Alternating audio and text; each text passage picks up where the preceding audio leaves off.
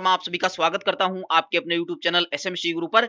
जैसा कि आप लोग थंबनेल पे देख पा रहे हैं, डाक विभाग नई भर्ती और लगातार हम आपके साथ जुड़े हुए हैं। जितने भी सवाल आपके होते हैं कमेंट के माध्यम से हो, अदर सोशल मीडिया प्लेटफॉर्म के माध्यम से हो, सबका रिप्लाई आपको विद इन टाइम मिलता है। अगर आप डाक विभाग में एक जॉब सिक्योर करना चाहते हैं तो चैनल को अभी के अभी सब्सक्राइब कर लीजिए और इस बम्पर भर्ती का फायदा उठाने के लिए आप मेरे साथ जुड़े रहिएगा, क्योंकि हर एक सवाल के जवाब आपको वीडियो के माध्यम से मिलते रहते हैं।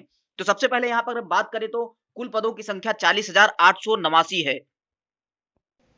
अगर आप इस भर्ती प्रक्रिया में शामिल होने जा रहे हैं और आपके मन में थोड़ा कंफ्यूजन आ रहा है, कई लोग जो है यहाँ पे सीजीपीए, ग्रेड और मार्क्स को लेकर काफी कंफ्यूजन में है कि आखिर में उनको परसेंटेज में भरना क्या है, उनका हम यहाँ पे डाउट क्लियर करने वाले हैं। और देखिए, हमारा सालों का अनुभव रहा है, अब से नहीं, जीडीएस की भर्ती जो है पिछले 3-4 सालों से आ रही है, तब से लेकर हम लगातार आपका वीडियो जो है कवर कर रहे हैं, यानी कि जीडीएस भर्ती को कवर कर रहे हैं। डाक विभाग से रिलेटेड या फिर अदर कोई भी गवर्नमेंट जॉब आती है, सबसे पहले सही ढंग से हम आपके समक्ष प्रस्तुत कर देते हैं, यानी आपका कोई डाउट रहना नहीं चाहिए। अब यहां पे एक क्वेश्चन आ रहा है कि अब जो है भर्ती में एग्जाम होना चाहिए। एग्जाम के बारे में क्या जो है डिटेल में हम बात करेंगे कि आखिर में एग्जाम होना चाहिए या फिर नहीं होना चाहिए, आखिर में मेरिट के बेस पे ये भर्ती क्यों की जा रही है। देखिए, 21वीं सदी चल रहा है और यहाँ पे आप लोगों को पता है कि कई जो है नए स्टूडेंट्स जो होते हैं हाई स्कूल में, उनके काफी ज्यादा नंबर होते हैं, 99% तक यहाँ पे नंबर देखने को मिलते हैं। तो इसके उसमें जो है पहले वाले बच्चे हैं, यानी पहले वाले स्टूडेंट्स हैं, वो कहीं ना कहीं परसेंटेज में पीछे हो जा रहे हैं। तो इसका क्या कारण है और इसमें एग्जाम होना चाहिए या फिर नहीं होना चाहिए, आप लोग कमेंट करके जरूर बताइएगा। अभी हम इस पे भी चर्चा करेंगे। नेक्स्ट यहाँ पे है 3 जॉब है, जीडीएस है, एबीपीएम है और एबीपीएम है। तो यहाँ पे 3 वैकेंसी के लिए आपकी यहाँ पे जॉब प्रोफाइल क्या होगी उसके बारे में हम यहाँ पे चर्चा करेंगे। और एक सवाल जो आप सभी के मन में जो है खटक रहा है, वो चाहे नंबर 95% वाला बच्चा भी जो है मैसेज करता है, फोन करता है कि सर यहाँ पे हमारे सिलेक्शन के कितने % चांस बन रहे हैं। तो यहाँ पे 70% नंबर है, 75% नंबर है या फिर 80% नंबर है। तो ये बच्चे जो है फॉर्म को भरें या फिर ना भरें, सब कुछ यहाँ पे हम डिटेल में चर्चा करेंगे। सबसे पहले आप वीडियो को अभी के भी लाइक कर दीजिए और चैनल को सब्सक्राइब कर लीजिए। जब तक गवर्नमेंट जॉब नहीं मिलती है, चैनल के साथ आपको जुड़े रहना है। स्टार्ट करते हैं वीडियो को। सबसे पहले ये कुछ बेसिक डिटेल है, अगर जिन्होंने अभी नई जानकारी मिली है तो उनके लिए है कि आवेदन जो है आज यानी कि 27 जनवरी 2022 से शुरू होंगे और अंतिम डेट यहां पे रखी गई है 16 फरवरी 2022। इंडिया के किसी भी कोने से हैं, आप फॉर्म को भर सकते हैं, कोई भी कंफ्यूजन की स्थिति यहां पे नहीं रहनी चाहिए। इंडिया पोस्ट ऑफिस ग्रामीण डाक सेवक जीडीएस की भर्ती है। यहाँ पे टोटल वैकेंसी जो है 40,889 पदों पे ये भर्ती निकली है और ये भर्ती कई सालों से निकलती हुई आ रही है। इससे पहले 39,000 वैकेंसी आई थी और इस बार सबसे ज्यादा वैकेंसी देखने को मिल रही है।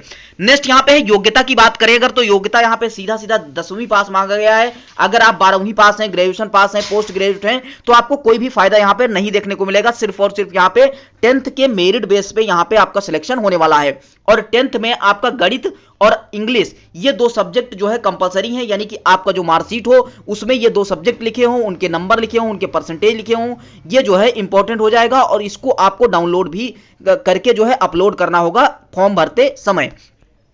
नेक्स्ट जो यहाँ पे योग्यता होनी चाहिए कि लोकल लैंग्वेज, सपोज दैट आप जो है यहाँ पे उत्तर प्रदेश से फॉर्म को भर रहे हैं तो यानी कि आपको हिंदी आनी चाहिए। आप गुजरात से भर रहे हैं तो गुजराती आनी चाहिए। यानी कि जिस भी क्षेत्र के हैं 22 भाषा जो आपके संविधान में लिखी गई हैं उनमें से किसी एक लैंग्वेज की आपको जानकारी होनी चाहिए जहां पे आप फॉर्म को भर रहे हैं, तो इसमें भी कंफ्यूजन नहीं होना चाहिए। नेक्स्ट यहाँ पे इंपॉर्टेंट पॉइंट है, यहां पे कई लोगों का कंफ्यूजन है कि कंप्यूटर का सर्टिफिकेट चाहिए। तो देखिए, कंप्यूटर का कोई भी सर्टिफिकेट यहां पे नहीं चाहिए, सिर्फ और सिर्फ आपको एक थोड़ी बहुत जानकारी चाहिए कंप्यूटर की। अगर आप मोबाइल चला लेते हैं तो आप, मुझे लगता है कि सिंपल सा कंप्यूटर में जो छोटे छोटे वर्क होते हैं वो कर पाएंगे। 1-2 दिन का जो है आप प्रैक्टिस कर लीजिएगा, वो सिलेक्शन के बाद का प्रोसीजर है। तो इसमें यहाँ पे कोई भी सर्टिफिकेट यहाँ पे मांगा नहीं गया है, सिर्फ और सिर्फ जानकारी होनी चाहिए। नेक्स्ट योग्यता यहाँ पे साइकिल चलाने की होनी चाहिए। अगर आप सिंपल सा साइकिल चला ले रहे हैं तो आपको कंफ्यूजन की स्थिति यहां पे नहीं होनी चाहिए, फॉर्म को आपको भर देना चाहिए।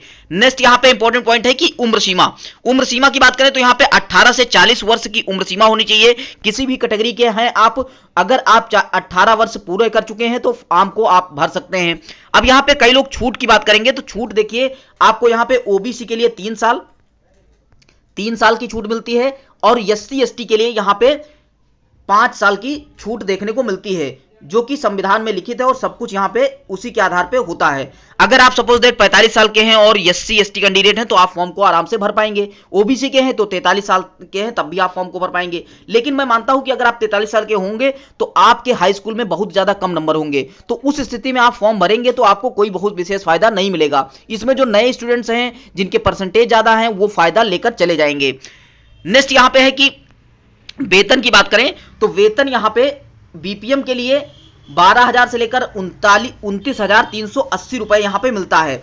नेक्स्ट यहां पे एबीपीएम और डाक सेवक के लिए 10,000 रुपए से लेकर के 24,470 रुपए यहां पे देखने को मिलता है। देखिए मिनिमम ये यहां पे होता है मिनिमम सैलरी, ये मिनिमम सैलरी होती है और ये मैक्सिमम सैलरी होती है आफ्टर प्रमोशन के बाद यहां पे, यानी कि 2-3 साल बाद आपका जो है सैलरी ये देखने को मिल जाएगा। तो आपके क्षेत्र के हिसाब से काफी अच्छी वैकेंसी है, आप अपने गांव में ही रह करके जॉब को कर सकते हैं, आप अपने डिस्ट्रिक्ट में रहेंगे तो ये अच्छी जॉब हो जाएगी। नेक्स्ट यहां पे अगर हम बात करें जिनके मार्कशीट में देखिए ग्रेड या फिर सीजीपीए लिखा हुआ है, उन बच्चों को क्या करना है, देखिए जिसके में परसेंटेज यहां पे लिखा है, मान लीजिए टोटल मार्क आपके जो है 600 हैं और 600 में से आपने जो है मान लीजिए 500 नंबर प्राप्त कर लिए, तो इसको आप सिंपल सा परसेंटेज यहां पे निकाल पाएंगे और इस परसेंटेज को निकाल करके आराम से आप फॉर्म को भर पाएंगे। अब यहां पे मेन बात है कि कई लोगों के मार्कशीट में यहां पे सीजीपीए, जैसे सीबीएसई बोर्ड के हैं उनमें सीजीपीए लिखा हुआ है, तो उनको क्या करना है कि 10th में जितने भी परसेंटेज नंबर मिले हैं वो आप डाल देंगे। अगर परसेंटेज नहीं लिखा है, ग्रेड या फिर पॉइंट में नंबर लिखे हैं, जैसे कि यहां पे 9.5 से उनको गुणा कर देना है। मान लीजिए आपके जैसे कि 9.5 आपके मार्कशीट में लिखा हुआ है, तो सिंपल सा आपको क्या करना है 9.5 से ही मल्टीप्लाई करके लिख देना है, जो भी परसेंटेज आएगा वो परसेंटेज आप फॉर्म में भर दीजिएगा। अब ये कंफ्यूजन की स्थिति नहीं होनी चाहिए।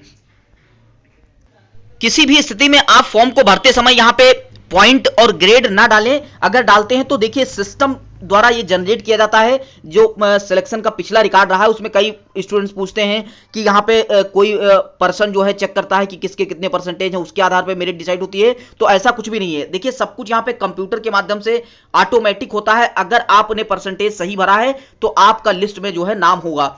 अब यहां पे मेन बात है कि फॉर्म भरें या फिर ना भरें। अगर आपको ऑफिशियल वेबसाइट विजिट करनी है तो आप डिस्क्रिप्शन में दिए गए लिंक से जा सकते हैं और यहां पे ये जो है वेबसाइट भी लिखी है, इसी से फॉर्म को आपको भरना है। नेक्स्ट यहां पे है कि फॉर्म को भरें या फिर ना भरें। देखिए यहां पे जो परसेंटेज लिखे हुए हैं कि 70%, 75%, 80%, तो यहां पे मैं आपको रियलिटी में बता दे रहा हूं कि यहां पे 80% से अगर आपके नंबर कम बन रहे हैं और जनरल कैटेगरी की या फिर ओबीसी कैंडिडेट हैं तो आपको फॉर्म को नहीं भरना चाहिए, क्योंकि यहां पे कहीं ना कहीं आप पिछला रिकॉर्ड देखेंगे तो वहां पे 92, 95, 96% तक देखने को मिला है, उनके ही जो है सिलेक्शन हुए हैं। अब आप लोग कह रहे होंगे कि सर 80% है हमारे नंबर, हम भरें या ना भरें। तो आप देखिए 100 रुपए की फीस यहां पे रखी गई है। अगर आपका मन नहीं मान रहा है तो सीधा सीधा क्या करना है, आपको फॉर्म को भर देना चाहिए और फॉर्म भर के आप भूल जाइए, क्योंकि 4-5 लिस्ट जो है जारी होती हैं। अगर हो सकता है आपका जो है किस्मत सही हो तो आपके यहाँ की जो है परसेंटेज कम जाए और आपका सिलेक्शन हो जाए, तो बाद में यहाँ पे पछताने से अच्छा है कि आप 100 रुपए लगा करके फॉर्म को भर दीजिए अगर आपके 80% नंबर तक बन रहे हैं तो।